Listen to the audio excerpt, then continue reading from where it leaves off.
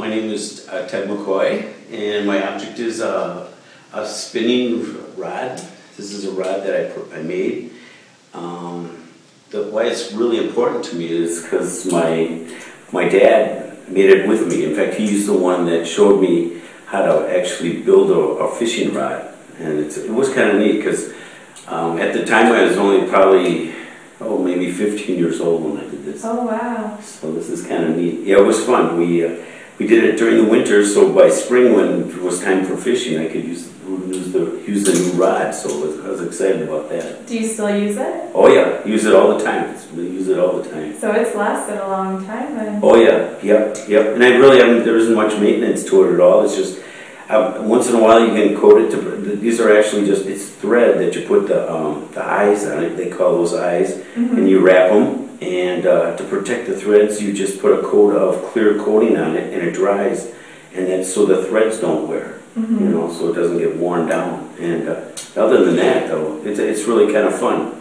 It was neat to build your own fishing. What do you think of when you look at this object? Do you feel like it represents you in a certain way, or it shows something about you or your family? I mean, I know you made it with your dad. Right. It's really cool because I like being outdoors and things like that, and this is just one of the things that I like fishing so much that whenever I see the rod or whatever, I think of my dad, of course, but it's also that I'm glad he brought me into the sport of fishing and things like that in the outdoors, because I really enjoy the outdoors, being out there. So is he the one that taught you to fish then too?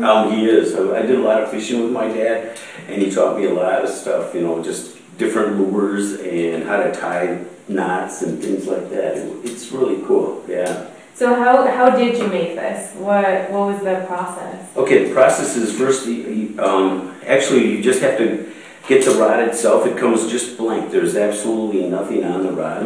And so what you do is then you can pick out whatever kind of line or thread is the windings, what color you'd like to make the the rod. So I picked out the yellow. I thought that'd go good with the brown rod. Right. And actually what you do is you just take a little piece of tape, and these are called eyelets. And so you just take a little tape and tape the eyelet on one end, and then you start winding it with thread. You just start winding it on, and you run the thread through a book. So there's a little, so you put the spool of thread on a table. You take the line and you put it through a book. Open a book up and then close it, and so there's a little tension on the thread, and then you just start winding it on like that. And it works and the line will just follow it down. It'll just keep going down.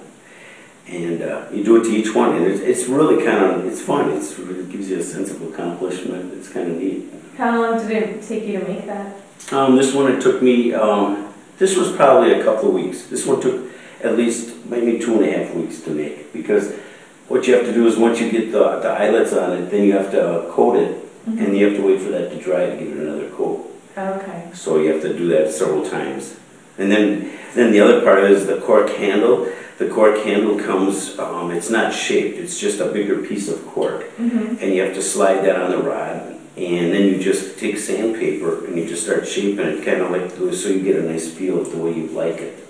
So that's how the cork is actually put on there. And then you actually glue the cork onto the rod, because the rod itself goes way down to here. You just slide the cork right over it. So it's solid. Yeah. But yeah, it's nice. It's really neat to learn that. Now I want to teach my son how to do it. You should. Yeah, he's 14 years old, so it's time for him to kind of learn the trade a little bit, how to do it. Does he go fishing with you? He does. Yeah, he fishes with me all the time too. So hopefully he makes one, and then he also keeps it until, forever. Right. Yeah. Because I know each one of my brothers also has a rod. We made a rod for I have 2 other brothers, and they each have homemade rods, and they still have them to this day. And they still use them too. Yeah, they use them too. So it's kind of neat to have. Yeah, in definitely. the family. Yeah. But yeah, it's fun. It's something neat to do.